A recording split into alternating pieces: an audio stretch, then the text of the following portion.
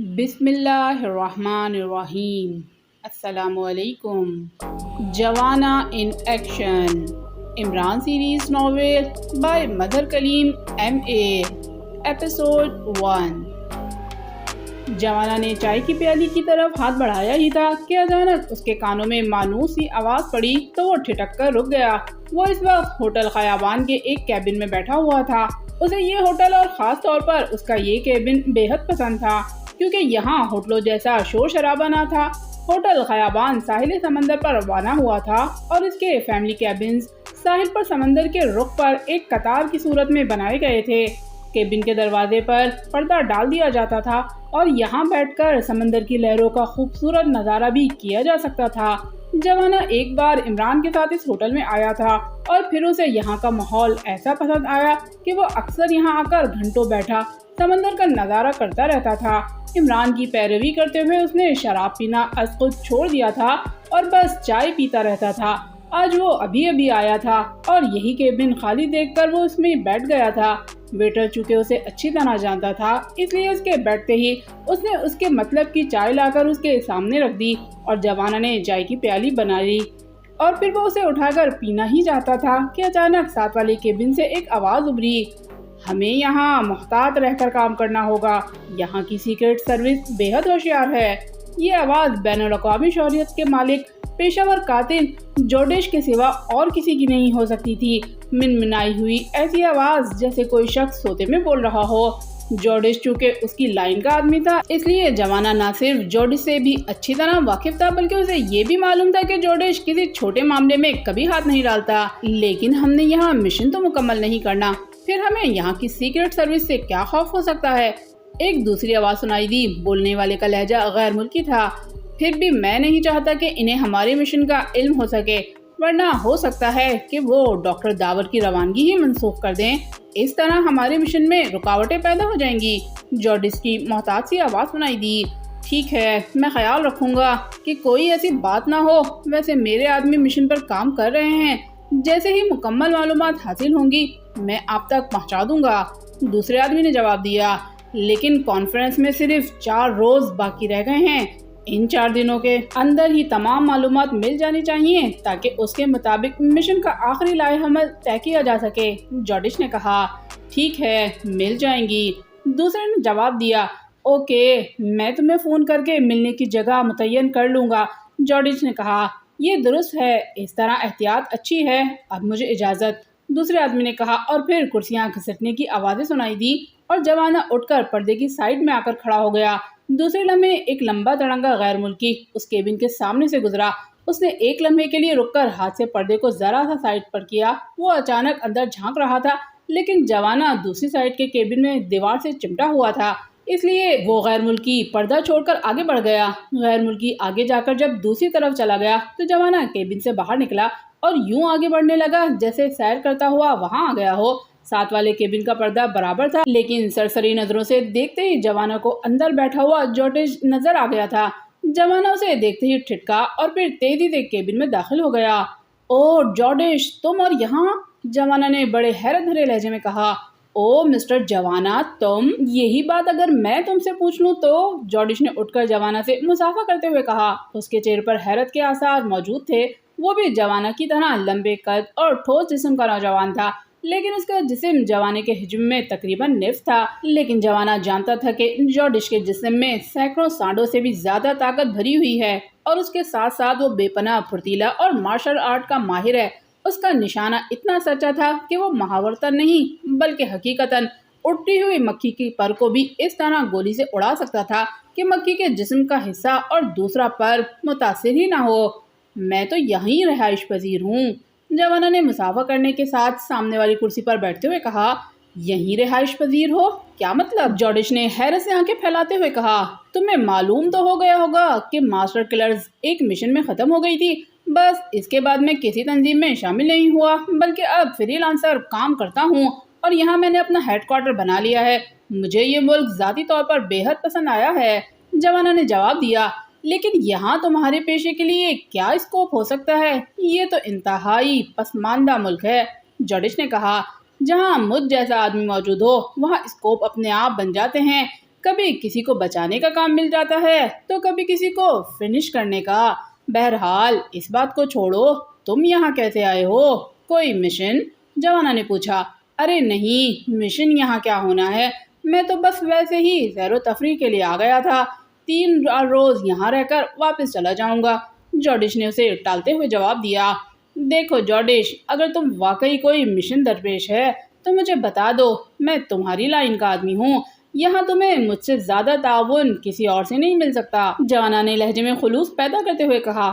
ارے نہیں جوانا، ایسی کوئی بات نہیں، ویسے اگر ہوتی بھی تو تم جانتے ہو جوڈش اپنا شکار خود مارتا ہے، وہ کسی کے تعاون کا محتاج نہیں ہے۔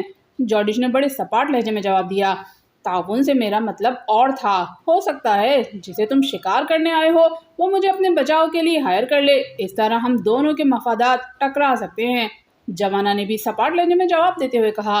اول تو میرا مشن کوئی ہے ہی نہیں، لیکن اگر ہوتا بھی اور تمہارے میرے مقابلے میں ہائر کیا جاتا تو بھی مسٹر جوانا، تم جانتے ہو کہ جوڈش کبھی اور کسی صورت میں پیچھے ہٹنے والا نہیں ہے۔ بہرحال چھوڑو اس بات کو، یہ بتاؤ یہ ملک تمہیں کیسے پسند آ گیا؟ جوڈش نے بات کاٹتے ہوئے کہا۔ بس پسند آ گیا، میں اس کی کوئی وجہ نہیں بتا سکتا، میں نے تو تمہیں تعاون کی پیشکش کی تھی، لیکن اگر واقعی ایسی کوئی بات نہیں تو پھر ٹھیک ہے، لیکن ایک بات یاد رکھنا جوڈش کہ جوانا جب کوئی مشن میں انگیج ہوتا ہے تو پھر آخری فتح جوانا کی ہی ہوتی ہے۔ جوانا نے قدرے تلخ لہجے میں کہا۔ ہاں شاید آخری فتح کی تلاش میں ہی تم اس پسماندہ ملک میں رہ رہے ہو، مجھے اطلاع ملی تھی کہ ماسٹر کلرز پاک ایشیا میں ہی ختم ہوئی ہے اور وہ یہاں کے ایک احمق سے آدمی عمران کا خاتمہ کرنے آئی تھی۔ کیوں، میں درست کہہ رہا ہوں نا؟ جوڈش نے بڑے طنزیہ لہجے میں جواب دیتے ہوئے کہا۔ ہاں تمہاری بات درست ہے، لیکن جسے تم احمق کہہ رہے ہو وہ عظیم آدمی ہے، اگر کبھی وہ تم سے ٹکرا گیا تو تمہیں معلوم ہو جائے گا کہ جسے تم احمق کہہ رہے ہو وہ کیا چیز ہے۔ جوانا نے منہ بناتے ہوئے جواب دیا۔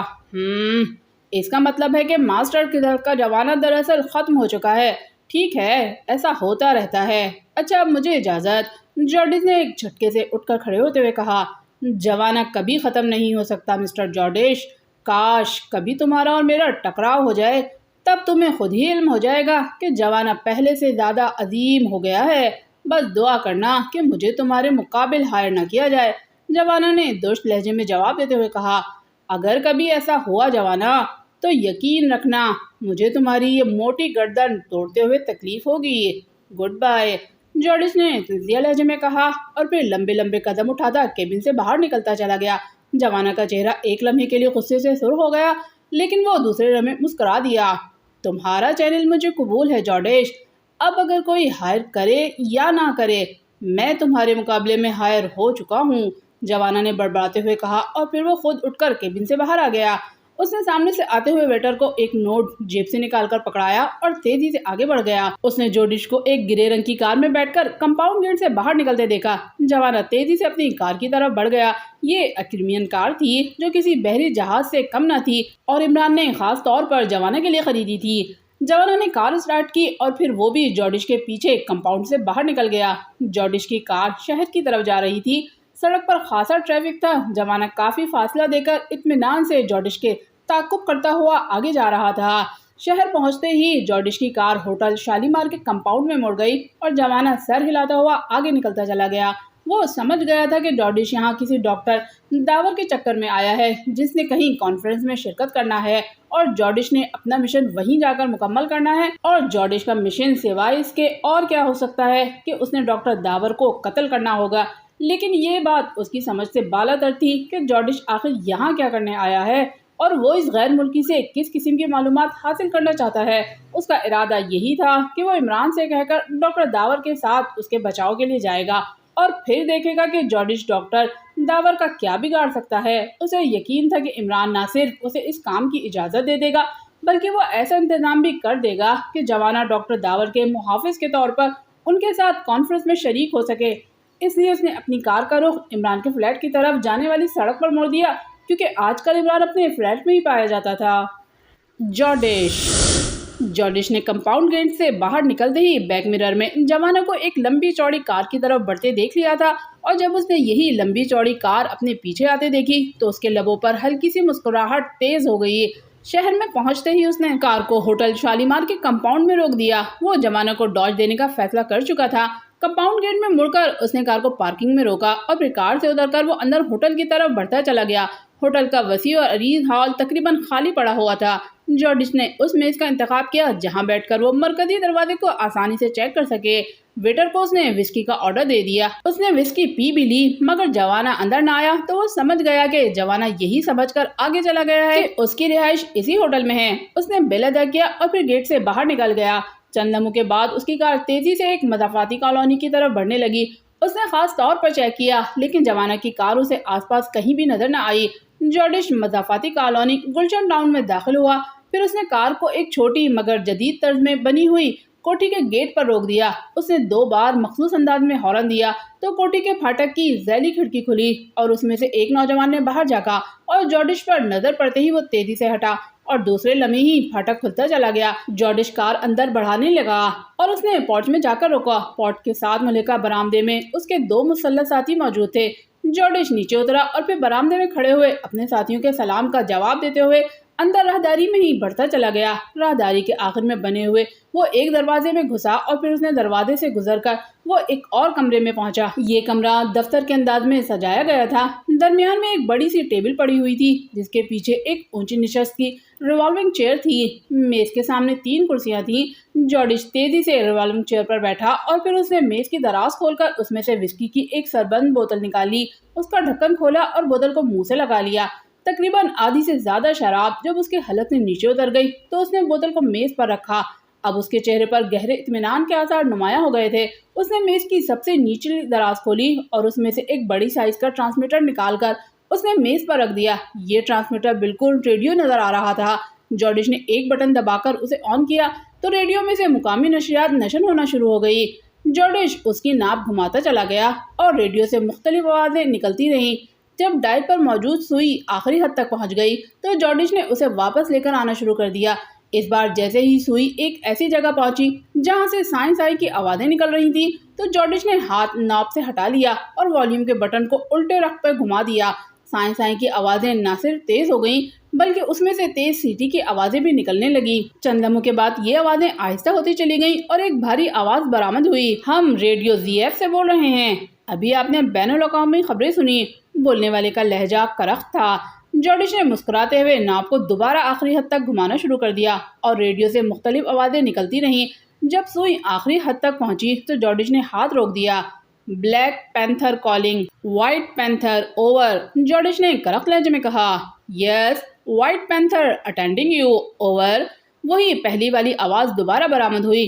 وائٹ پینتھر، کیا مشن میں کوئی معمولی سی تبدیلی نہیں ہو سکتی، اوور، جارڈش نے تیز لہجے میں کہا۔ کیا تبدیلی، اوور، دوسری طرف سے حیرت بھری آواز میں پوچھا گیا۔ کیا ایسا نہیں ہو سکتا کہ میں شکار کو یہیں ختم کر کے اس سے مطلوبہ فائل حاصل کر لوں، اوور، جارڈش نے کہا۔ اوہ کیوں، تم ایسا کیوں سوچ رہے ہو، اوور، دوسری طرف سے اس بار حیرت کے ساتھ ساتھ کرختگی بھی شامل تھی آواز میں۔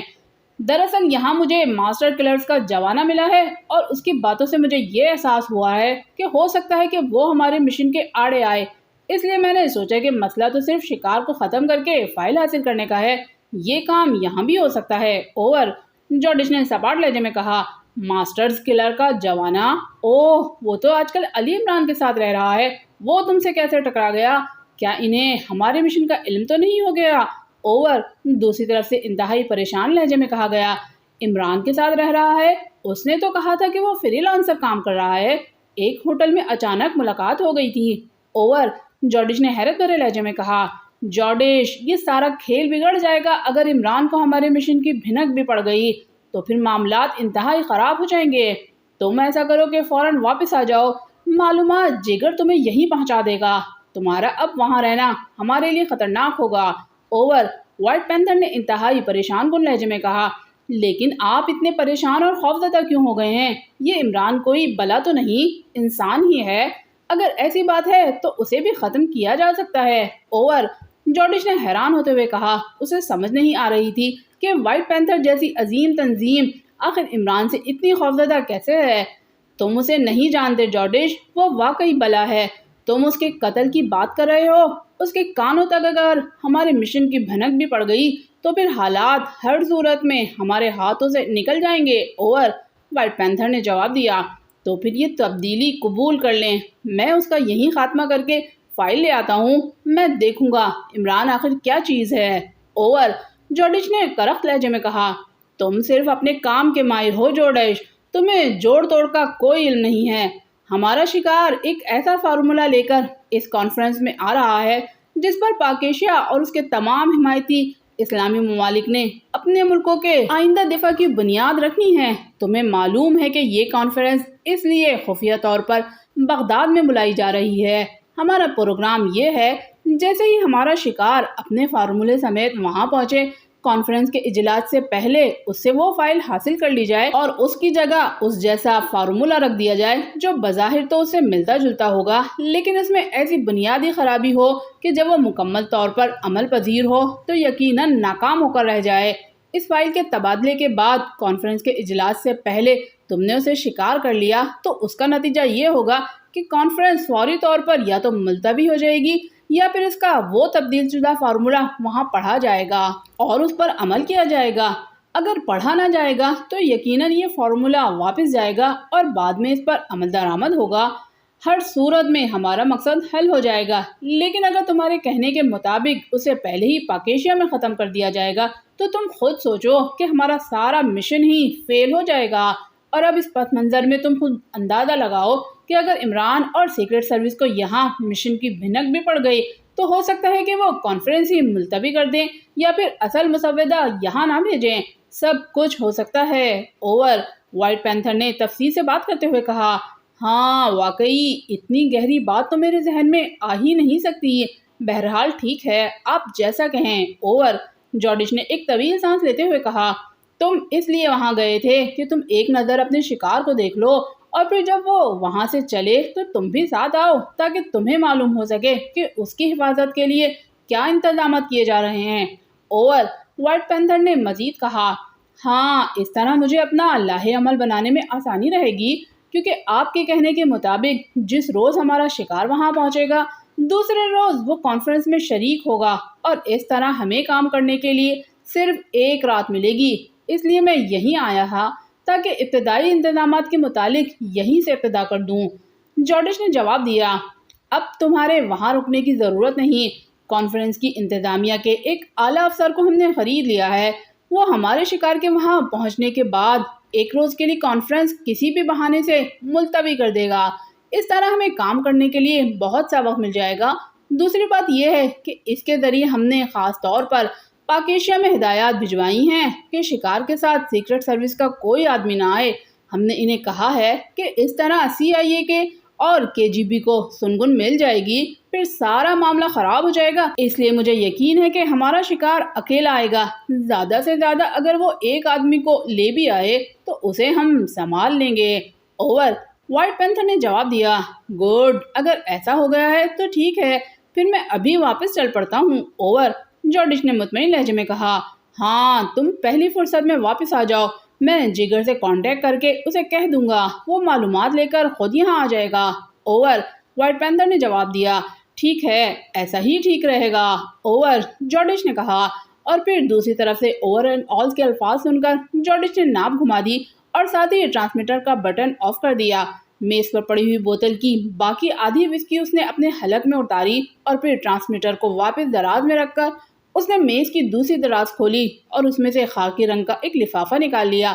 اس لفافے میں اس نے ایک بین الاقوامی پاسپورٹ اور دیگر کاغذات بھی نکالے، اس کے ساتھ ہی ایک فوٹو بھی نکالا۔ یہی فوٹو پاسپورٹ پر لگا ہوا تھا۔ جورڈش چند لمحے اس فوٹو کو دیکھتا رہا، پھر اس نے میز کے کنارے پر لگا ہوا بٹن دبا دیا۔ یس سر۔ دوسرے لمحے دروازے میں سے ایک ساتھی کی آواز آئی۔ ادھر آؤ لارڈس، جورڈش نے تحکمانہ لہجے میں کہا، اور وہ نوجوان جس کا نام لارڈس تھا مؤدبانہ انداز میں آگے بڑھا اور میز کے قریب آ کر رک گیا۔ یس سر، لارڈس نے پہلے سے زیادہ مؤدبانہ لہجے میں کہا۔ یہ پاسپورٹ اور کاغذات اٹھاؤ اور جا کر اس پاسپورٹ کے مطابق ٹکٹ بنواؤ، پہلی فلائٹ میں جو بھی میسر ہو۔ یہ پروفیسر مرنی کے نام کا پاسپورٹ ہے۔ جورڈش نے پاسپورٹ اور دیگر کاغذات اور خالی لفافہ لارڈس کی طرف بڑھاتے ہوئے کہا اور فوٹو اس کے سامنے پڑا رہا۔ اس پاسپورٹ پر کون جائے گا؟ لارڈس نے حیرت بھرے لہجے میں پوچھا۔ میں جاؤں گا، مجھے فوری طور پر جانا پڑ گیا ہے، میں پہلی فلائٹ سے پروفیسر مرنی کے روپ میں نکل جاؤں گا، تم لوگ 2 روز بعد آ جانا، تمام سامان اطمینان سے ہینڈل کرنے کے بعد۔ جارڈش نے کہا، مگر سر ابھی آپ کا 4 روز مزید رکنے کا پروگرام تھا۔ لارڈس کے لہجے میں حیرت تھی۔ ہاں، وہ پروگرام بدل گیا ہے اور مجھے اپنی اصل حلیے میں بھی نہیں جانا، اس لیے میں پروفیسر مرنی کے حلیے میں واپس جاؤں گا۔ اب تم جا کر جتنی جلدی ٹکٹ بنوا سکتے ہو بنوا کر لے آؤ، اس دوران میں پروفیسر مرنی کا میک اپ کر لوں۔ جارڈش نے میز پر پڑے ہوئے فوٹو کو اٹھاتے ہوئے کہا، یس سر۔ لارڈس نے کاغذات واپس لفافے میں ڈالتے ہوئے کہا اور پھر لفافہ اٹھائے وہ تیزی سے مڑا اور کمرے سے باہر نکل گیا۔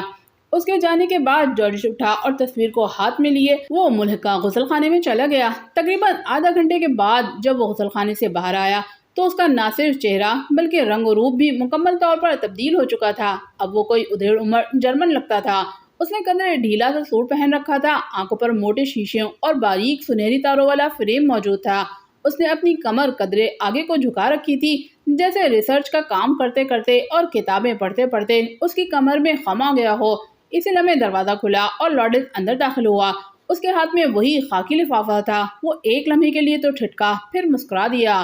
گڈ باس، آپ تو سراسر بدل گئے، ٹکٹ مل گئی ہیں، 1 گھنٹے بعد کی فلائٹ روانہ ہے۔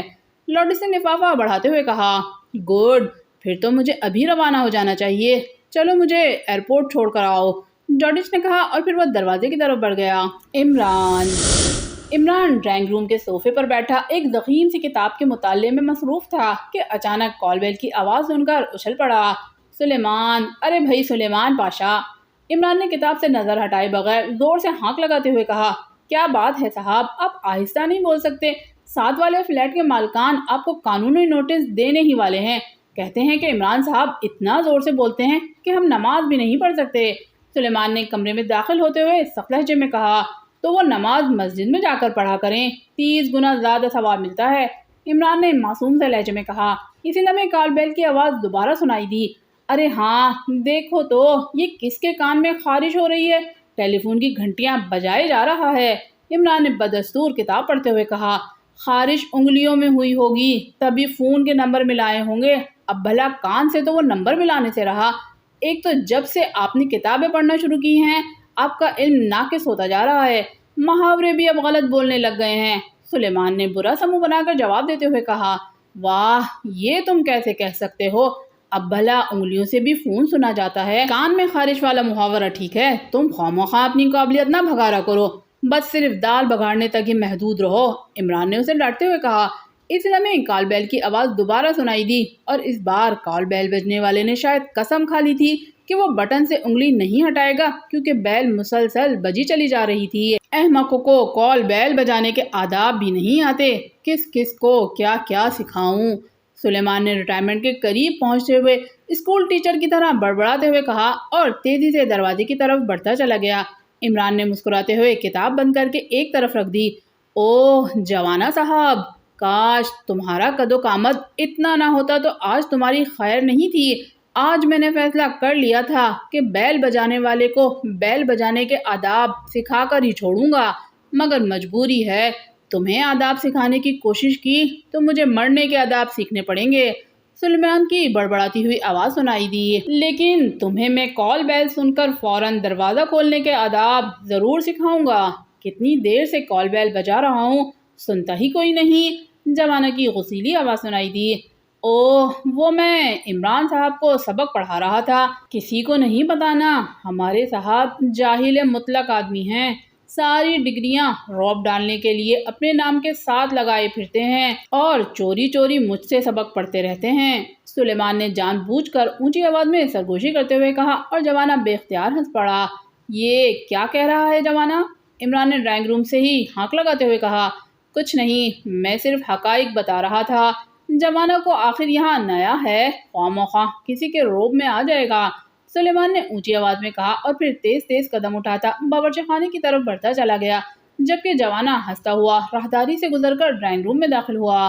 ہیلو باس، جوانا نے اندر داخل ہوتے ہوئے کہا، معاف کرنا، ڈاکٹر نے منع کر رکھا ہے۔ عمران نے بڑے معصوم سے لہجے میں جواب دیا، ڈاکٹر نے؟ کیا آپ بیمار ہیں؟ क्या मना कर रखा है? जवाना ने हैरत से आंखें फाड़ते हुए इमरान को देखते हुए कहा। हिलना, वो कहता है सिर्फ 3 बार दवाई पीते हुए हिलो। इमरान ने जवाब दिया। दवाई पीते हुए हिलो? क्या मतलब? अरे बॉस, उसने कहा होगा कि दवाई को 3 बार हिला कर पियो। जवाना ने बेख्तियार हंसते हुए इमरान से कहा। वो तो तुम्हारे मुल्क में कहते होंगे, यहाँ तो दवाई पीते हुए मरीज को हिलना पड़ता है। इमरान ने जवाब दिया। लेकिन आपको बीमारी क्या है? जवाना ने सामने वाले सोफे पर बैठते हुए कहा। बीमारी कोई एक हो तो बताऊं, बस यूं समझो सर से पैर तक बीमार हूँ। सर पर बालों की बीमारी है और पैरों को जोराबों की। इमरान ने संजीदा लहजे में जवाब दिया। ओ अच्छा अच्छा, मगर बॉस, मैं आपसे एक बीमारी के बारे में ही बात करने आया हूँ। जवाना ने संजीदा होते हुए कहा। वो समझ गया था कि इमरान मजाक कर रहा है और अब इमरान के साथ रहते हुए उसे इमरान की तबीयत का अच्छी तरह अंदाज़ा हो गया था। अभी मैंने हिकमत की तालीम मुकम्मल नहीं की, अलबत्ता तुम मेरे उस्ताद जनाब सुलेमान पाशा से बात करो, वो हिकमत तो क्या गुल हिकमत में भी माहिर हैं। इमरान ने उसे बड़े पुरखुलूस लहजे में मशवरा देते हुए कहा। ये डॉक्टर दावर कौन हैं? जवाना ने इमरान की बात अनसुनी करते हुए कहा।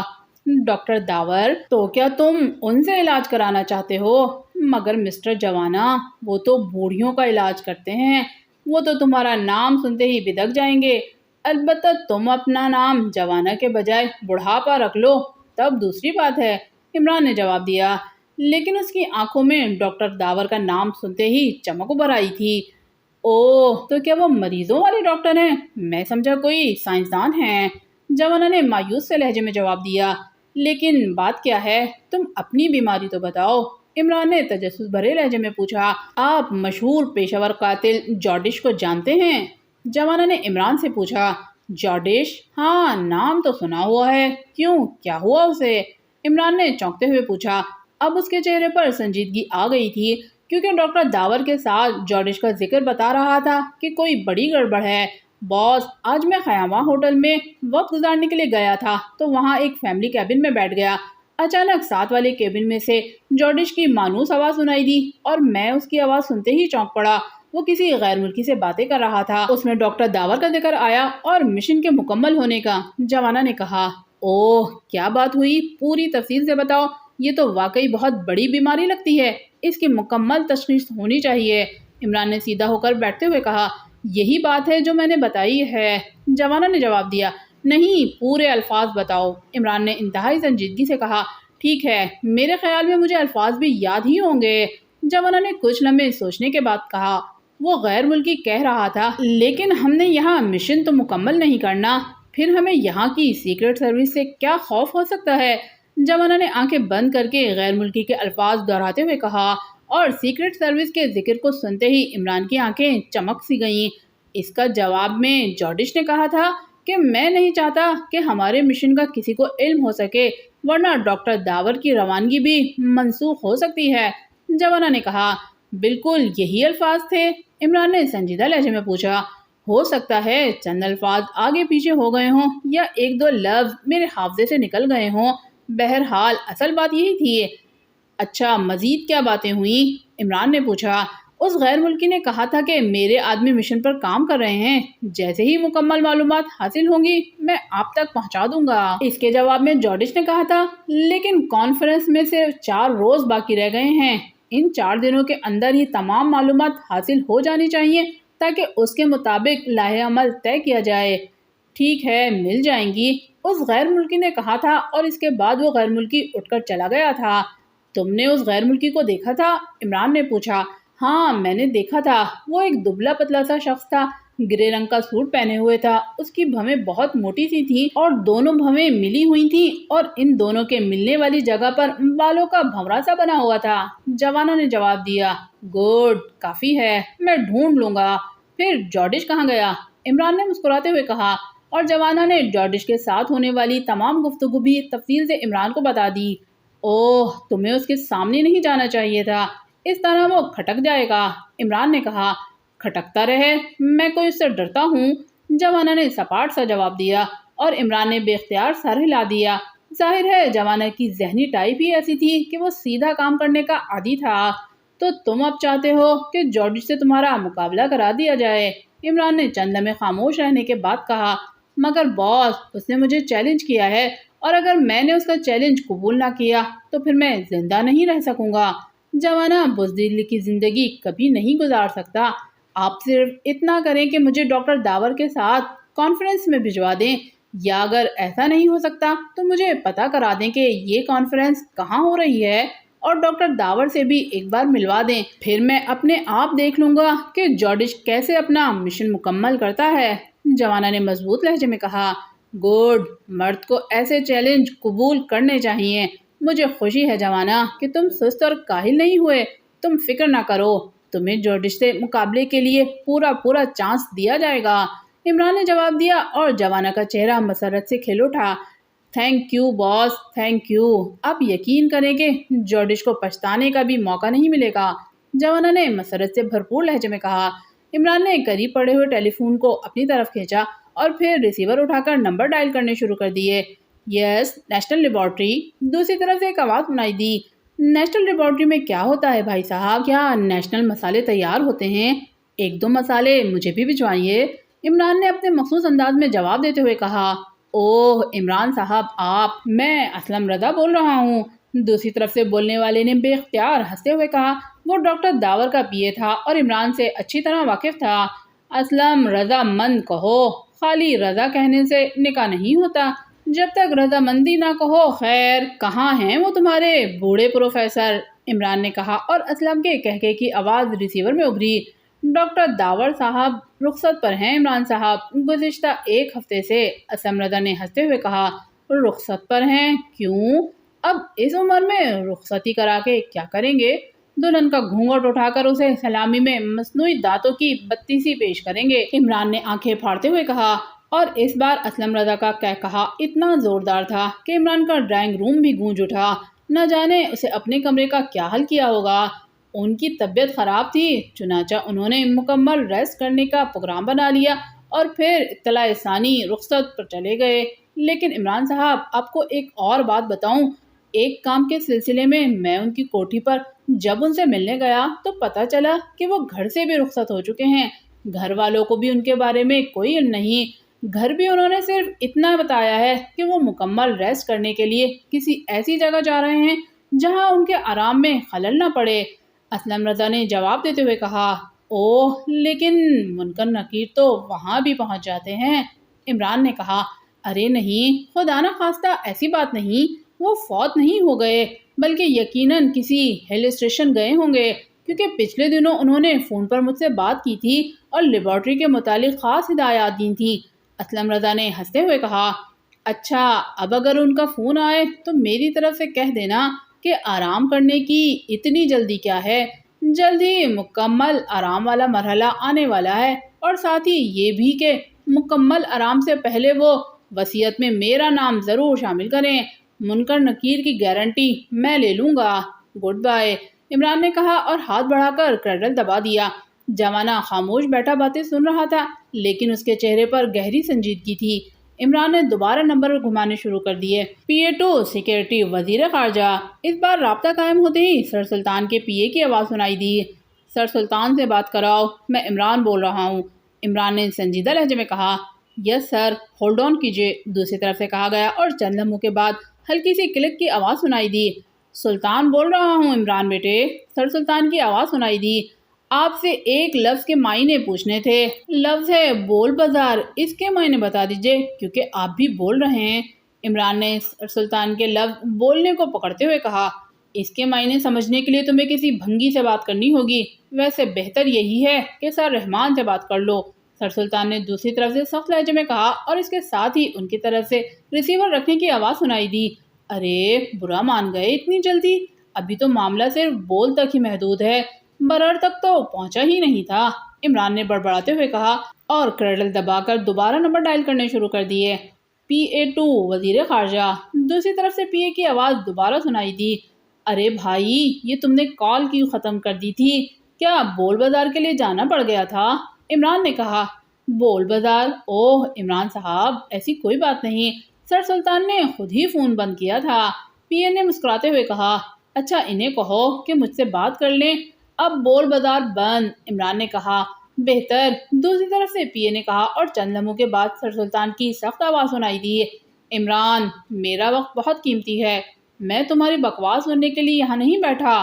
سر سلطان کے لہجے میں سختی تھی، مجھے معلوم ہے آپ کو بڑی تنخواہ ملتی ہے، باقی رہی بکواس تو جناب سر سلطان آپ کی تنخواہ ہمارے ٹیکسوں پر ہی بنتی ہے، اس لیے آپ کو ہماری بکواس سننی ہی پڑے گی۔ عمران نے دلائل دینے کی کوشش کرتے ہوئے کہا، تم باز نہیں آؤ گے؟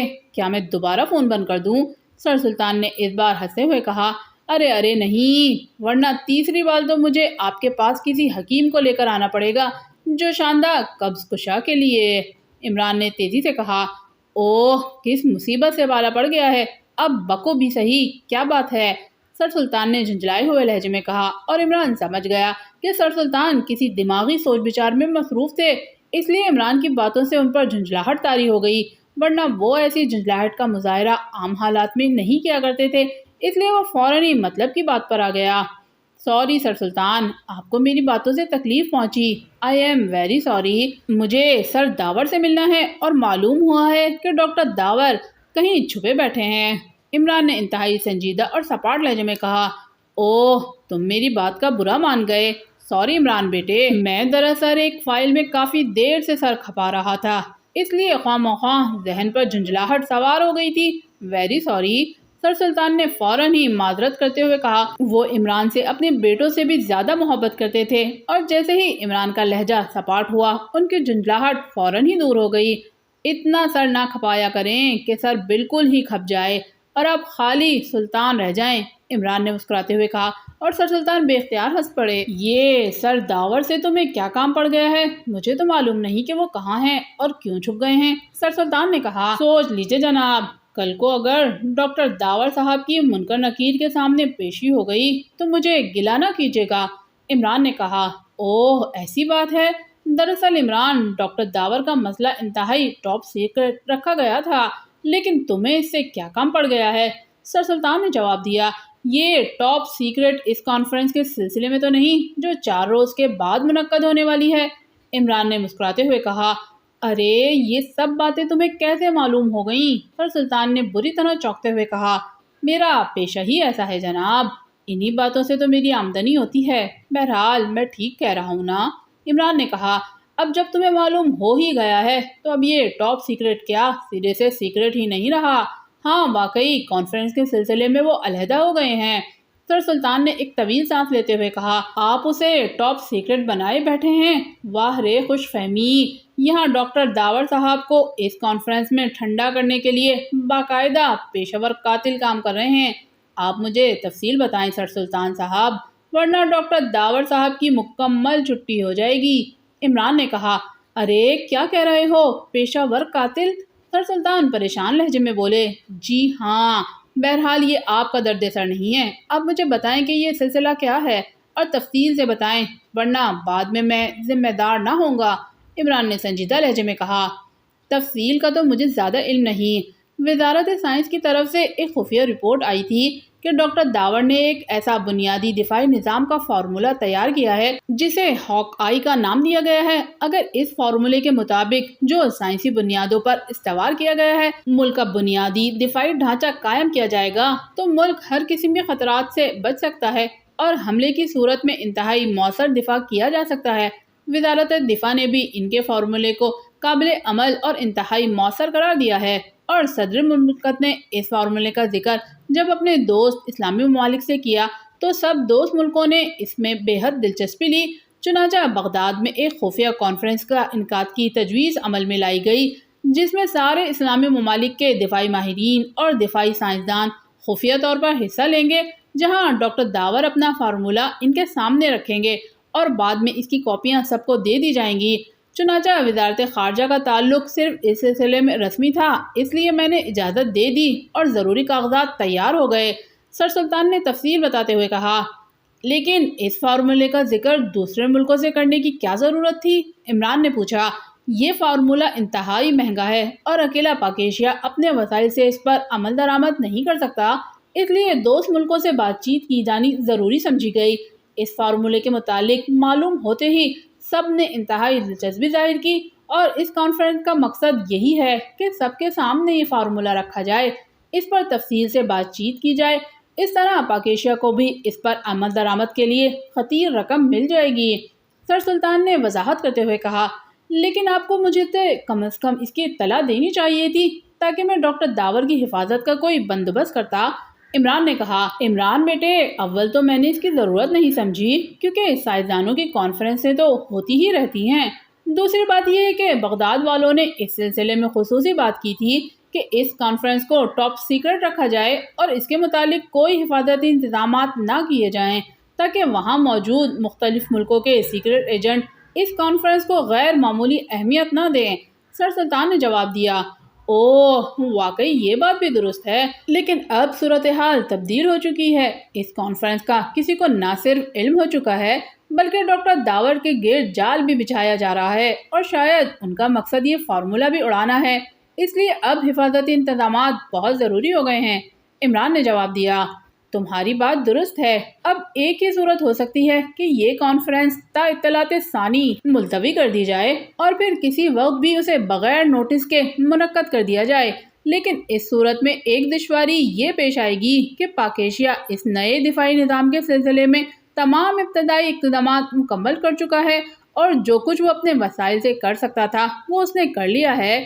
اس لیے آپ کا کانفرنس ملتوی کرنے کا مطلب یہ ہوگا کہ مزید امداد نہیں ملے گی اور اس طرح حالات پہلے سے زیادہ بدتر ہو جائیں گے۔ دوسرے لفظوں میں وہ ادھر کا رہے گا نہ ادھر کا۔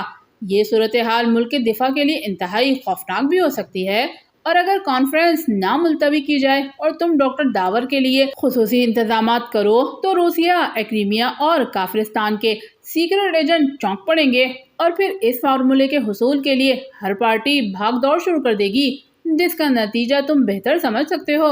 اس طرح ہمیں ہمارا مطلوبہ امداد نہیں ملے گی۔ اور تیسری بات یہ ہے کہ کانفرنس ملتوی ہونے کی صورت میں جو پارٹی اب ایکشن میں ہے وہ یہاں بھی ایکشن میں آ سکتی ہے۔ ڈاکٹر داور کب تک چھپ سکیں گے؟ اس لیے اب اس طرح تم جو مناسب سمجھو مجھے بتاؤ، میں نے تفصیل سے صورتحال تمہیں بتا دی ہے۔ سر سلطان نے تفصیل سے سارے پہلوؤں کا جائزہ لیتے ہوئے کہا، ٹھیک ہے، آپ کی بات درست ہے، کانفرنس ضرور منعقد ہونی چاہیے اور ہوگی۔ باقی رہے ڈاکٹر داور کے حفاظتی انتظامات، تو دوسرے ملکوں کے ایجنٹ اس وقت چونکیں گے جب کوئی سیکرٹ ایجنٹ نظر آئے گا۔ چنانچہ میں نے فیصلہ کیا ہے کہ بطور باڈی گارڈ جوانا کو میں ڈاکٹر داور کے ساتھ بھیجوں گا۔ اگر ضرورت پڑی تو میں چند مہروں کو لے کر میک اپ میں علیحدہ رہ کر کام کروں گا، سامنے جوانا ہی ہوگا۔ جوانا کو بطور سیکرٹ ایجنٹ کوئی نہیں جانتا۔ عمران نے کہا، ہاں یہ ٹھیک رہے گا، ایک باڈی گارڈ کی تو ویسے بھی اجازت ہے، اور پہلے میرا خیال تھا کہ ملٹری سیکرٹری سروس سے کوئی آدمی منگوا لیا جائے گا کیونکہ وہ اتنے اوپن نہیں ہوتے، لیکن اب تمہاری تجویز درست ہے، جوانا ٹھیک رہے گا، اسے کوئی نہیں جانتا، لیکن کیا جوانا ساری ذمہ داری سنبھال لے گا؟ سر سلطان نے رضامند ہوتے ہوئے کہا، بالکل، اس کی آپ فکر نہ کریں، یہ سوچنا میرا کام ہے۔ اب آپ ایسا کریں کہ مجھے ڈاکٹر داور کا کھوج نکال کر دیں، میں ان سے ذاتی طور پر مل کر تفصیلات طے کرنا چاہتا ہوں۔ عمران نے کہا، ٹھیک ہے، میں وزارت سائنس کے سیکرٹری سے معلومات حاصل کرتا ہوں، پھر میں تمہیں فون کروں گا۔ جوانا کے کاغذات مجھے بھجوا دینا، میں ڈاکٹر داور کے ذاتی محافظ کی حیثیت سے اس کا سرکاری اجازت نامہ تیار کرا دوں گا۔ سر سلطان نے کہا، ٹھیک ہے، بھجوا دوں گا، آپ پہلے ڈاکٹر داور کا پتہ کر دیں، ان سے ملاقات ضروری ہے۔ عمران نے کہا، ابھی معلوم کر کے بتاتا ہوں، گڈ بائے۔ سر سلطان نے کہا اور عمران نے ریسیور رکھ دیا۔ لو بھائی، تیار ہو جاؤ، تمہارا کام بن گیا، تم ڈاکٹر داور کے ذاتی محافظ کے طور پر ساتھ جاؤ گے۔ عمران نے ریسیور رکھ کر سامنے بیٹھے ہوئے جوانا سے مخاطب ہو کر کہا، لیکن آپ اپنے متعلق بھی تو کہہ سکتے تھے کہ آپ بھی جائیں گے۔ جوانا نے کہا، نہیں، ہمارے وہاں جانے سے کچھ لوگ چونک سکتے ہیں، اب سب کچھ تمہیں سنبھالنا پڑے گا۔ عمران نے سر ہلاتے ہوئے کہا، اوہ، اس اعتماد کا شکریہ باس، آپ بے فکر رہیں، جوانا اپنی ذمہ داریاں اچھی طرح سمجھتا ہے۔ جوانا نے مسکراتے ہوئے بڑے ہی اعتماد بھرے لہجے میں کہا، بہرحال تمہاری مراد پوری ہو گئی ہے، اب تم جانو اور جارڈش جانے۔ عمران نے سر ہلاتے ہوئے کہا، جارڈش کو تو میں ایسا سبق دوں گا کہ وہ ساری عمر یاد رکھے گا۔ جوانا نے ہنستے ہوئے کہا، اچھا اب تم جاؤ، میں تمہیں اطلاع کر دوں گا، عمران نے کہا۔ بہتر باس، مگر اس غیر ملکی کے بارے میں کیا حکم ہے؟ کیا میں اس کو تلاش کروں؟ جوانہ نے صوفے سے اٹھتے ہوئے پوچھا۔ نہیں، تم بالکل علیحدہ رہو، اس کا بندوبست میں خود کروں گا، عمران نے کہا، اور جوانہ نے اس بات میں سر ہلا دیا اور بیرونی دروازے کی طرف بڑھتا چلا گیا۔ اس کے جانے کے بعد عمران نے دوبارہ ریسیور اٹھایا اور تیزی سے نمبر ڈائل کرنے شروع کر دیے۔ X2۔ رابطہ قائم ہوتے ہی دوسری طرف سے بلیک زیرو کی آواز سنائی دی۔ ارے K2 سگریٹ تو سنا ہے، اور اس کے نام کی ایک چوٹی بھی پائی جاتی ہے، کیا اب X2 نام کا بھی کوئی سگریٹ مارکیٹ میں آ گیا ہے؟ عمران کے لہجے میں حیرت نمایاں تھی۔ اوہ عمران صاحب، یہ آپ کو سگریٹ کیسے یاد آ گئے؟ آج آپ نے اسموکنگ تو نہیں شروع کر دی؟ بلیک زیرو نے دوسری طرف سے ہنستے ہوئے اپنے اصل لہجے میں کہا۔ ارے تم آخر کیوں میری جنس بدلنے کے چکر میں پڑے ہو؟ تم بے فکر رہو، میں مردانہ جنس رکھتے ہوئے بھی جولیا کو کچھ نہیں کہوں گا، تم اپنا زور تنویر پر آزماؤ، عمران نے کہا۔ جنس؟ اس میں جنس تبدیل ہونے کی کیا بات ہے؟ کیا اسموکنگ صرف عورتیں کرتی ہیں؟ بلیک زیرو نے حیران ہوتے ہوئے کہا۔ ابھی کنوارے ہو نا، اس لیے تمہیں بنیادی معلومات ہی حاصل نہیں۔ اس اسموکنگ کی بات کر رہے ہو نا، جو سلائی کڑھائی میں ایک خاص فن کا نام ہے، اور کڑھائی سلائی کا کام تو عورتوں کا ہوتا ہے، عمران نے اسموکنگ کو دوسری طرف لے جاتے ہوئے کہا۔ ارے نہیں عمران صاحب، میں تو سگریٹ پینے والی بات کر رہا ہوں، اس میں سلائی کڑھائی کہاں سے گھس آئی؟ بلیک زیرو نے ہنستے ہوئے کہا۔ اچھا تو پھر خیر ہے، میں سمجھا تم میری جنس تبدیل کرانا چاہتے ہو، ایسا خیال بھی دل میں نہ لانا، ورنہ میں تمہیں صرف زیرو بھی بنا سکتا ہوں، بلیک جوزف اور جوانہ کی طرف بھی منتقل ہو سکتا ہے، عمران نے دھمکی دیتے ہوئے کہا۔ نہیں جناب، میری جرأت ہے کہ میں آپ کے جنس تبدیل کرنے کے متعلق سوچوں، جس کی کوئی جنس ہی نہ ہو اسے تبدیل کرنے کا فائدہ، بلیک زیرو نے کہا، اور عمران اس کی بات سن کر بے اختیار ہنس پڑا۔ اس کی عادت تھی کہ اگر کوئی جواب میں کٹیلی بات کرے تو وہ اس سے پوری طرح سے محظوظ ہوتا تھا۔ اچھا جناب، اب ہم جن سے بھی محروم ہو گئے، اب مجھے شادی کرنی ہی پڑے گی تاکہ سرٹیفکیٹ تو حاصل ہو جائے، یہ کڑوی گولی اب نگلنی ہی پڑے گی، میں آج ہی جولیا کے فلیٹ پر سلیمان کے ہاتھ پیغام بھجواتا ہوں، عمران نے کہا۔ عمران صاحب، اسے نہ بھیجنا، اس سے کچھ بعید نہیں کہ وہ اپنا ہی چکر چلا لے، بلیک زیرو نے ہنستے ہوئے کہا۔ ہاں تمہاری بات بھی درست ہے، چلو تنویر کو بھیج دوں گا، تم تو جا نہیں سکتے ورنہ لوگ کہیں گے کہ اس کے سرپرستوں میں پردہ دار ہی رہ گئے ہیں، کوئی مرد نہیں ملا، عمران نے جوابی چوٹ کرتے ہوئے کہا، اور بلیک زیرو کھسیانی ہنسی ہنس کر رہ گیا۔ ظاہر ہے اب جوابی چوٹ خاصی بھرپور تھی۔ اچھا چھوڑیں، میں خود چلا جاؤں گا جولیا کے پاس، 2-4 جوتیاں ہی کھانی پڑیں گی نا، کھا لیں گے، آخر شادی کے بعد عمر بھر بھی تو یہی کچھ ہوتا ہے۔ تم ایسا کرو کہ سب ممبرز کو ایک غیر ملکی کی تلاش پر لگا دو، اس کا حلیہ نوٹ کرو، دبلا پتلا سا شخص ہے، اس کی بھویں بہت موٹی سی ہیں، اور خاص نشانی یہ ہے کہ دونوں بھویں جہاں ملتی ہیں اس جگہ پر بالوں کا بھنورا سا بنا ہوا ہے، عمران نے جوانہ کا بتایا ہوا حلیہ دہراتے ہوئے کہا۔ اوہ مگر عمران صاحب، کیا کوئی نیا کیس شروع ہو گیا ہے؟ بلیک زیرو نے سنجیدہ ہوتے ہوئے کہا۔ ہاں جوانہ نے مجھے اس کی اطلاع دی ہے، شاید مجھے ٹیم لے کر بغداد جانا پڑے، بہرحال اس غیر ملکی کو تلاش کرو، اور سنو، ممبران کو خاص طور پر یہ ہدایت کر دینا کہ انہوں نے کسی بھی طرح کوئی مداخلت نہیں کرنی، صرف نگرانی کرنی ہے اور رپورٹ دینی ہے، عمران نے بلیک زیرو کو سمجھاتے ہوئے کہا۔ بہتر، میں ابھی ہدایت دے دیتا ہوں، بلیک زیرو نے جواب دیا۔ اوکے، جیسے ہی رپورٹ ملے مجھے اس کے متعلق بتا دینا، گڈ بائے، عمران نے سنجیدگی سے کہا اور ریسیور رکھ دیا۔ ریسیور رکھتے ہی گھنٹی بجی اور عمران نے ریسیور اٹھا لیا۔ یس، عمران نے سنجیدگی سے کہا، کیونکہ اسے اندازہ تھا کہ کال سر سلطان کی ہوگی۔ عمران بیٹے، کافی دیر سے کوشش کر رہا تھا لیکن تمہارا فون مصروف تھا، سر سلطان نے کہا۔ ہاں میں بلیک زیرو سے جنس کی تبدیلی پر ڈسکس کر رہا تھا، عمران نے کہا۔ ڈاکٹر داور ڈیفینس لیبارٹری میں ہیں، میں نے ڈیفینس لیبارٹری کے انچارج راشد سے بات کر لی ہے، تم اس کی معرفت ڈاکٹر داور سے مل سکتے ہو، سر سلطان نے کہا۔ ٹھیک ہے، میں مل لوں گا، تھینک یو، اور سر سلطان نے اوکے کہہ کر ریسیور رکھ دیا۔ عمران نے بھی ریسیور رکھا اور ڈریسنگ روم کی طرف بڑھ گیا تاکہ لباس تبدیل کر کے وہ ڈیفینس لیبارٹری کا چکر لگا لے۔ سامعین، ناول میں آگے بڑھنے سے پہلے آپ سے گزارش ہے کہ میرے چینل سحر وائز کو سبسکرائب کیجیے اور ساتھ ہی بیل آئیکن بھی پریس کر دیجیے تاکہ میرے چینل پر آنے والے ناولز آپ کو ملتے رہیں۔ شکریہ۔ جارڈش۔ ٹیلی فون کی گھنٹی بجتے ہی قریب کرسی پر بیٹھے ہوئے جارڈش نے ریسیور اٹھا لیا۔ یس، جارڈش اسپیکنگ۔ جارڈش نے محتاط لہجے میں کہا۔ وائٹ پینتھر بول رہا ہوں، تمہارا شکار وہاں سے چل پڑا ہے، اس کے ساتھ ایک ذاتی محافظ بھی ہے، اور تمہیں یہ سن کر یقیناً حیرت ہوگی کہ اس کا محافظ ماسٹر کلرز کا جوانا ہے۔ گمبھیر آواز میں کہا گیا۔ اچھا، تو جوانا کو ہائر کر ہی لیا گیا، بہت خوب۔ اس کا مطلب ہے کہ جوانا کی زندگی کے دن پورے ہو چکے ہیں، جارڈش نے طنزیہ لہجے میں کہا۔ جوانا کے متعلق مشہور ہے جارڈش کہ وہ سیدھے چلنے کا عادی ہے، اس کی کمزوری سے فائدہ اٹھایا جا سکتا ہے۔ وائٹ پینتھر نے کہا۔ کیا مطلب؟ میں سمجھا نہیں، جارڈش نے چونکتے ہوئے کہا۔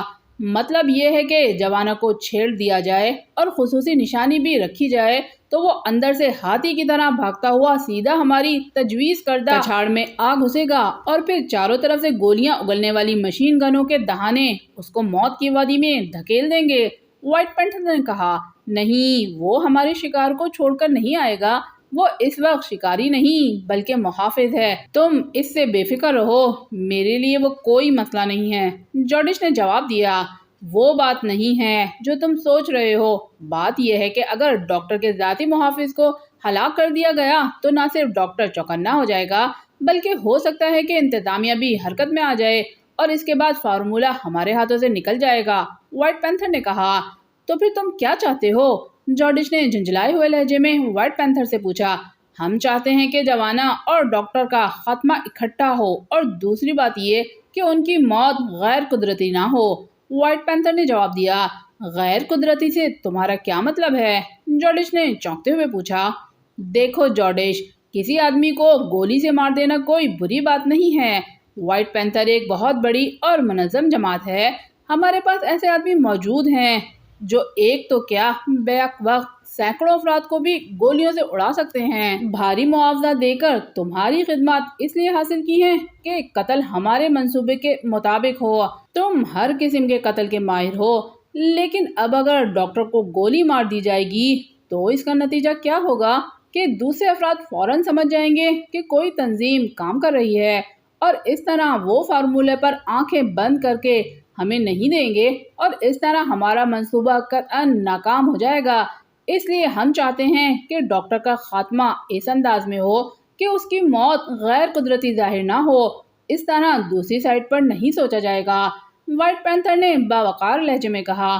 تمہارے ذہن میں کوئی آئیڈیا ہو تو مجھے بتاؤ، جارڈش نے چند لمحے خاموش رہنے کے بعد پوچھا۔ آئیڈیا کوئی بھی ہو سکتا ہے، کار ایکسیڈنٹ، کمرے کی چھت سے گر جانا، اچانک کسی سانپ کا کاٹ لینا، کمرے میں مولود آکسائڈ گیس جمع ہو جانا، وغیرہ وغیرہ۔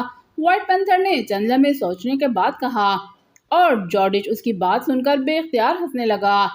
خوب، اچھے آئیڈیاز لگا لیتے ہو، تمہارا مطلب ہے کہ اب میں سیمنٹ اور سریے کی بنی ہوئی چھت کو توڑ کر اس پر گرا دوں، اور جدید رہائش گاہوں میں سانپ کی موجودگی، مونو آکسائڈ گیس والا مسئلہ تو تم ایسے بتا رہے ہو جیسے وہ ہالینڈ کے دیہاتی علاقوں میں رہے گا۔ باقی رہا کار ایکسیڈنٹ، تو وہ باہر نکلے گا تو ایکسیڈنٹ ہوگا، یا پھر میں کار اس کے کمرے کے اندر لے جاؤں، جارڈش نے بری طرح سے ہنستے ہوئے کہا۔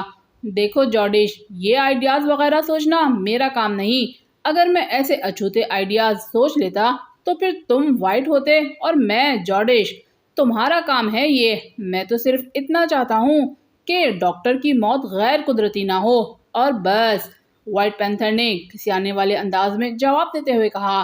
ٹھیک ہے، میں سمجھ گیا، بہرحال تم نے اچھا کیا کہ مجھے بتا دیا، اب میں انتظام کر لوں گا، تمہیں جارڈش سے مایوسی نہیں ہوگی، جارڈش نے سنجیدہ لہجے میں کہا۔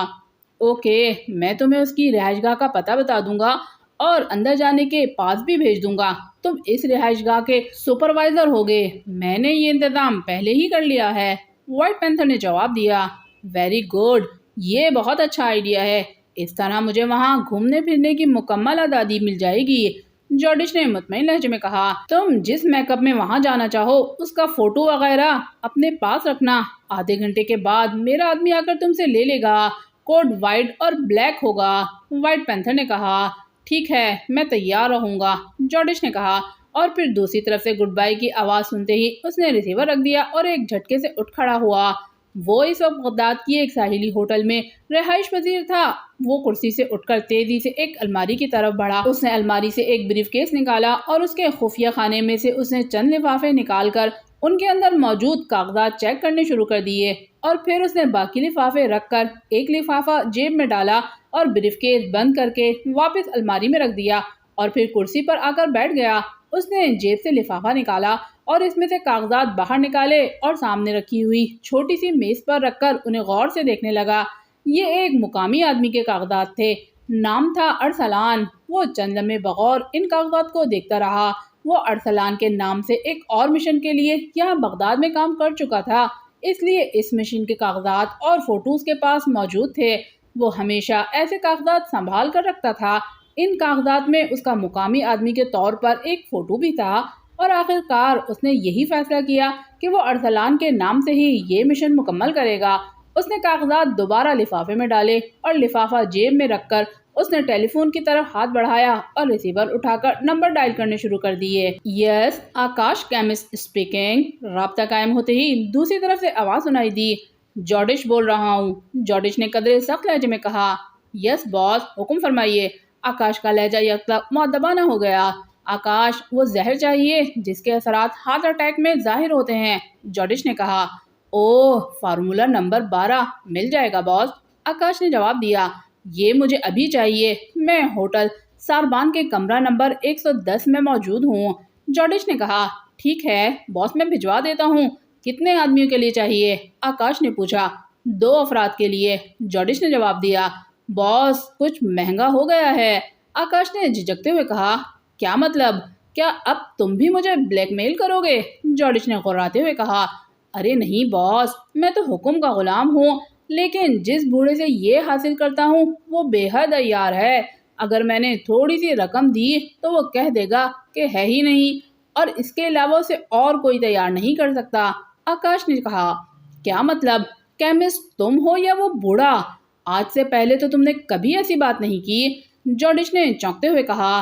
باس، میں تو دکاندار ہوں، آپ کا خادم ہوں، آکاش نے جواب دیا۔ اچھا بولو کتنی رقم؟ جارڈش نے کچھ سوچتے ہوئے کہا۔ $2000 کا ایک کیپسول دے رہا ہے بوڑھا۔ 2 کے $4000 باس، میں اپنا منافع نہیں لوں گا، آکاش نے کہا۔ یعنی رقم ڈبل کر کے بھی تم منافع کی بات کر رہے ہو؟ دیکھو آکاش، میرا نام جارڈش ہے، جارڈش۔ میں چاہوں تو تمہارے حلق میں انگلی ڈال کر 50 کیپسول حاصل کر سکتا ہوں، سمجھے؟ اس لیے مجھ سے چکر بازی کی آئندہ کوشش نہ کرنا، جارڈش نے غراتے ہوئے کہا۔ اوہ باس، آپ تو ناراض ہو گئے ہیں، میں تو آپ کو باس کہتا ہوں، آپ کا احترام کرتا ہوں۔ میں کیپسول بھیج رہا ہوں، جو مرضی آپ دے دینا، آکاش نے فوراً نرم پڑتے ہوئے کہا۔ اوہ، یہ بات تم جانتے ہو کہ اگر کیپسول میں کوئی دھوکہ ہوا تو پھر، جارڈش نے کچھ سوچتے ہوئے کہا۔ ارے نہیں باس، یہ بات تو میں سوچ بھی نہیں سکتا، آکاش نے جواب دیا۔ اوکے، بھجوا دو، رقم مل جائے گی، جارڈش نے کہا اور ریسیور رکھ دیا۔ مجھے بلیک میل کر رہا تھا، جارڈش نے بڑبڑاتے ہوئے کہا، اور پھر دیوار پر لگا ہوا ایک بٹن کو پریس کر دیا۔ چند لمحوں کے بعد ویٹر اندر داخل ہوا۔ وسکی کی بوتل لاؤ، جلدی، جارڈش نے کہا، اور ویٹر سر ہلاتا ہوا باہر نکل گیا۔ جوانا۔ دیو ہیکل طیارہ جیسے ہی بغداد ایئرپورٹ پر اتر کر ٹرمینل کے سامنے رکا، ڈاکٹر داور کے ساتھ والی سیٹ پر بیٹھا ہوا جوانا ایک جھٹکے سے اٹھ کھڑا ہوا۔ اس نے بڑے چوکنے انداز میں ادھر ادھر دیکھا اور پھر ڈاکٹر کو باہر چلنے کا اشارہ کیا۔ ڈاکٹر داور مسکراتے ہوئے اٹھے اور اپنا بیگ سنبھالے دروازے کی طرف بڑھنے لگے۔ وہ تو جوانا کو ساتھ لے کر آنے کے لیے قطعاً تیار نہیں ہو رہے تھے، لیکن عمران نے انہیں مجبور کر دیا تھا، اس لیے عمران کی بات انہیں ماننی ہی پڑی۔ لیکن انہوں نے عمران سے واضح الفاظ میں کہہ دیا تھا کہ جوانا کو کہہ دیں کہ وہ ان کے معمولات اور دوسرے کسی کام میں قطعاً مداخلت نہ کرے، اور عمران نے نہ صرف اس کی حامی بھر لی تھی بلکہ اس نے جوانا کو اچھی طرح سمجھا دیا تھا کہ وہ صرف ڈاکٹر داور کی حفاظت کے لیے جا رہا ہے اور اس کے علاوہ اس نے کسی بات میں مداخلت نہیں کرنی، اور جوانا نے اس کا وعدہ کر لیا تھا۔ چنانچہ ڈاکٹر داور کے پاس جوانا کو صبح ہی بھیج دیا گیا تھا۔ اور ایک بار ڈاکٹر داور کے پاس پہنچنے کے بعد جوانا اب سائے کی طرح ڈاکٹر داور کے ساتھ تھا۔ چونکہ جوانا کو عمران کی طرح زیادہ بولنے کی عادت نہیں تھی، اس لیے ڈاکٹر داور اس سے مطمئن تھے۔ جہاز کی سیڑھیاں اترنے کے بعد جیسے ہی ڈاکٹر داور نیچے پہنچے، ایک شخص تیزی سے ڈاکٹر داور کی طرف بڑھا۔ وہ چہرے مورے سے ہی بڑا باوقار نظر آ رہا تھا۔ اسے ڈاکٹر داور کی طرف بڑھتے دیکھتے ہی جوانا کے اعصاب تن گئے۔ ہیلو ڈاکٹر، میرا نام فاروق عظیم ہے، میں آپ کے استقبال کے لیے حاضر ہوا ہوں۔ اس آدمی نے ڈاکٹر داور کے قریب آ کر کہا۔ شکریہ، یہ میرا محافظ ہے جوانا، ڈاکٹر داور نے جوانا کا تعارف کراتے ہوئے کہا۔ کیا آپ اپنی شناخت کرائیں گے جناب؟ جوانا نے مؤدبانہ لہجے میں فاروق عظیم سے مخاطب ہو کر کہا۔ اوہ بالکل، فاروق عظیم نے چونکتے ہوئے کہا اور پھر جیب سے ایک کارڈ نکال کر ڈاکٹر داور کی طرف بڑھا دیا۔ ڈاکٹر داور نے کارڈ کو غور سے دیکھا اور پھر کارڈ فاروق عظیم کو واپس کر دیا۔ ٹھیک ہے جوانا، یہ اپنے ہی آدمی ہیں، ڈاکٹر داور نے مسکراتے ہوئے کہا اور جوانا نے اس بات میں سر ہلا دیا۔ آئیے سر، ادھر اسپیشل کار موجود ہے، فاروق عظیم نے کارڈ واپس جیب میں رکھتے ہوئے کہا اور پھر ڈاکٹر داور کو ہمراہ لیے مشرق کی سمت کی طرف چل دیا۔ وہاں تھوڑی ہی دور ایک لیمونس کار موجود تھی۔ کار کے قریب ایک باوردی ڈرائیور کھڑا تھا۔ جیسے ہی یہ کار کے قریب پہنچے، باوردی ڈرائیور نے آگے بڑھ کر کار کی پچھلی نشست کا دروازہ کھول دیا اور اس کے ساتھ ہی اس نے بڑے ادب سے سلام بھی کیا۔ ڈاکٹر داور نے سر ہلاتے ہوئے جواب دیا اور پچھلی نشست پر بیٹھ گئے۔ جوانا ان کے ساتھ ہی پچھلی نشست پر بیٹھا، جبکہ فاروق عظیم ڈرائیور کے ساتھ بیٹھ گیا اور کار تیزی سے مڑ کر خصوصی آؤٹ گیٹ کی طرف بڑھتی چلی گئی۔ خصوصی آؤٹ گیٹ کے باہر نکلتے ہی کار مختلف سڑکوں سے گزرتی ہوئی ایک 2 منزلہ عمارت کے کمپاؤنڈ میں مڑ گئی۔ عمارت پر سپر کمرشل اسٹور کا بورڈ لگا ہوا تھا۔ کار عمارت کے سامنے کے رخ پر گھومتی ہوئی اس کی سائیڈ میں جا کر رکی اور ڈرائیور نے جلدی سے نیچے اتر کر پچھلا دروازہ کھول دیا۔ ڈاکٹر داور ایک طویل سانس لیتے ہوئے باہر نکلے۔ جوانا بھی ان کے ساتھ ہی باہر آ گیا۔ آئیے سر، فاروق عظیم نے کہا۔ پھر وہ انہیں لے کر سائیڈ کی پتلی سے گلی سے ہوتا ہوا عمارت کی پچھلی سائیڈ پر پہنچ گیا۔ یہاں ایک راہداری سے ہوتے ہوئے وہ ایک چھوٹے سے کمرے میں پہنچ گئے۔ پھر وہ کمرہ کسی لفٹ کی طرح اوپر اٹھتا چلا گیا۔ چند لمحوں کے بعد کمرے میں حرکت رکی تو فاروق عظیم نے آگے بڑھ کر دروازہ کھول دیا۔ اب وہ ایک اور راہداری میں تھے جس کے اختتام پر ایک دروازہ نظر آ رہا تھا۔ دروازے کے باہر 2 مسلح اور باوردی آدمی موجود تھے۔ ان کے سینوں پر وہی کاٹ چشمہ تھے جو فاروق عظیم نے ڈاکٹر داور کو دکھایا تھا۔ یہ سر آپ کا کمرہ ہے اور مسٹر جوانا کے لیے ملحقہ کمرے میں بندوبست کیا گیا ہے، فاروق عظیم نے دروازہ کھول کر مؤدبانہ انداز میں کہا اور ڈاکٹر داور بیگ اٹھائے سر ہلاتے ہوئے اندر داخل ہو گئے اور ان کے پیچھے پیچھے جوانا بھی داخل ہو گیا۔ جوانا نے بڑی محتاط نظروں سے کمرے کا جائزہ لیا۔ ملحقہ کمرے کا دروازہ بھی اسی کمرے کے اندر تھا۔ سر، کسی چیز کی بھی ضرورت ہو تو باہر افراد موجود ہیں، آپ انہیں بتا دیں، یہ مہیا کر دیں گے۔ فون بھی موجود ہے، میں اس فون پر رہوں گا، فاروق عظیم نے کہا۔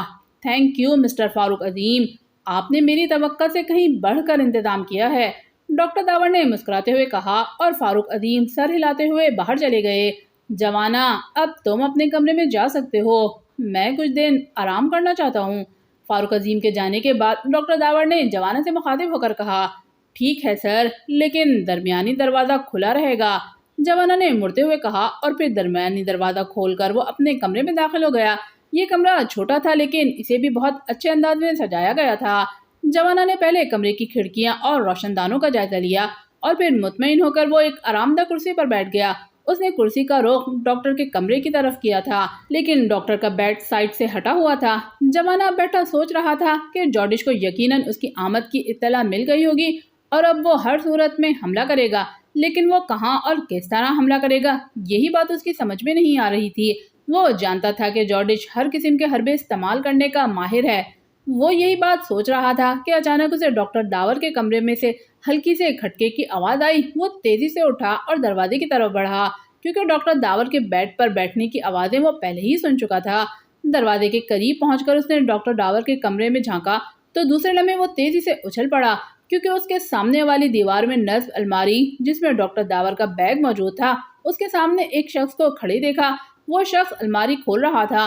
جوانا چند لمحے حیرت سے اسے دیکھتا رہا، پھر اس نے پھرتی سے جیب سے ریوالور نکالا، مگر دوسرے لمحے وہ آدمی تیزی سے مڑا اور جوانا کا منہ حیرت سے کھل گیا کیونکہ وہ فاروق عظیم تھا۔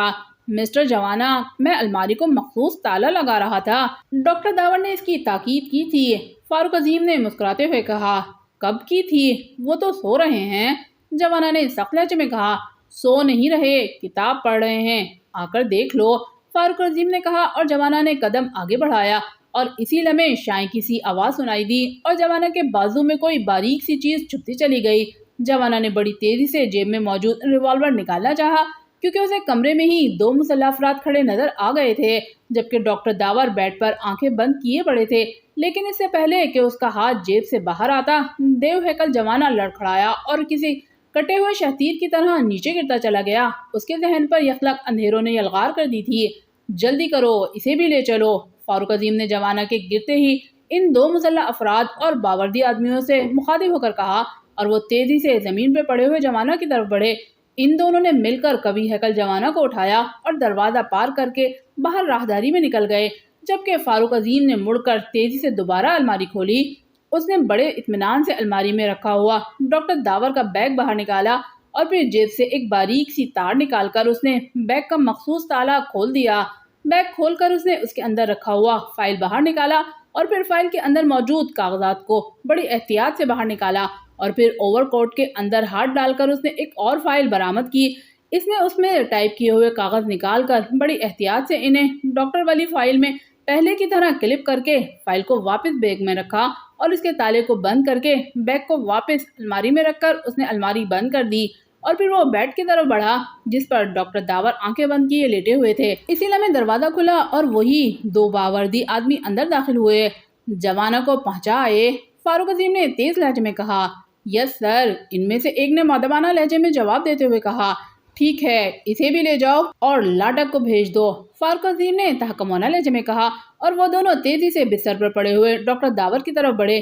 ان میں سے ایک نے جھک کر ڈاکٹر داور کو اٹھا کر کندھے پر لادا۔ ڈاکٹر داور بے ہوش تھے، وہ انہیں لے کر دروازے سے باہر نکلتے چلے گئے۔ تقریباً 10 منٹ کے بعد دروازہ ایک بار پھر کھلا اور ڈاکٹر داور اندر داخل ہوئے۔ ہیلو لاڈک، کیا کوئی پریشانی تو نہیں؟ فاروق عظیم نے آنے والے سے مخاطب ہو کر کہا۔ نہیں جناب، میں بالکل اوکے ہوں، آنے والے نے جو ڈاکٹر داور کے میک اپ میں تھا انہی کے لہجے میں بات کرتے ہوئے کہا۔ اوکے، اب تم ڈیوٹی سنبھالو، فاروق عظیم نے سر ہلاتے ہوئے کہا۔ سر، اس کے باڈی گارڈ کا کیا ہوگا؟ لاڈک نے پوچھا۔ تم نے اسے واپس بھجوا دیا ہے، وہ صرف تمہیں یہاں چھوڑنے آیا تھا، فاروق عظیم نے کہا۔ مگر سر، ایک پہلو اور بھی ہے کہ حکومت پاک ایشیا نے اسے سرکاری طور پر بھیجا تھا، جب وہ وہاں نہیں پہنچے گا تو مسئلہ نازک ہو جائے گا، لاڈک نے کہا۔ اوہ، ایسی کوئی بات نہیں، تم نے اسے یہاں سے بھیجا ہے، اس کے بعد وہ کہاں جاتا ہے تمہیں اس سے کوئی سروکار نہیں، اور ویسے بھی پرسوں تم یہ فارمولہ کانفرنس میں دے کر فارغ ہو جاؤ گے، اس کے بعد تمہاری ڈیوٹی ختم ہو جائے گی، فاروق عظیم نے سر ہلاتے ہوئے کہا اور لاڈک خاموش ہو گیا۔ فاروق عظیم دروازے کی طرف بڑھا اور چند لمحوں کے بعد وہ دروازہ کھول کر باہر راہداری میں آ گیا۔ دروازے پر وہی دونوں مسلح افراد بڑی مستعدی سے پہرا دے رہے تھے۔ فاروق عظیم تیز تیز قدم اٹھاتا راہداری کے آخر میں موجود چھوٹے کمرے میں آیا اور پھر کمرہ کسی لفٹ کی طرح نیچے اترتا چلا گیا۔ تھوڑی دیر کے بعد فاروق عظیم عمارت کے نچلے حصے میں پہنچ گیا۔ یہاں ایک کمرے میں داخل ہو کر اس نے کرسی سنبھالی اور پھر میز پر پڑے ہوئے ٹیلی فون کو اپنی طرف کھینچ کر اس نے ریسیور اٹھایا اور تیزی سے نمبر گھمانے شروع کر دیے۔ ہیلو، ریچرڈسن کالنگ لوشار، فاروق عظیم نے کہا۔ یس لوشار اسپیکنگ باس، دوسری طرف سے ایک آواز سنائی دی۔ دونوں پہنچ گئے ہیں؟ فاروق عظیم نے پوچھا۔ یس، لوشار نے کہا اور پوچھا اب کیا حکم ہے؟ ان دونوں کو انتہائی سخت نگرانی میں رکھو، کانفرنس کے بعد ان کا فیصلہ کیا جائے گا، فاروق عظیم نے تحکمانہ لہجے میں کہا۔ بہتر سر، ویسے اگر آپ حکم دیں تو اس حبشی کو ختم کر دیا جائے، لوشار نے تجویز پیش کرتے ہوئے کہا۔ ابھی نہیں، بعد میں، ہو سکتا ہے حالات بدل جائیں اور ہمیں اس کی ضرورت پڑ جائے، فاروق عظیم نے کہا۔ بہتر سر، جیسے حکم، لوشار نے جواب دیا اور فاروق عظیم نے اوکے کہہ کر ریسیور رکھ دیا۔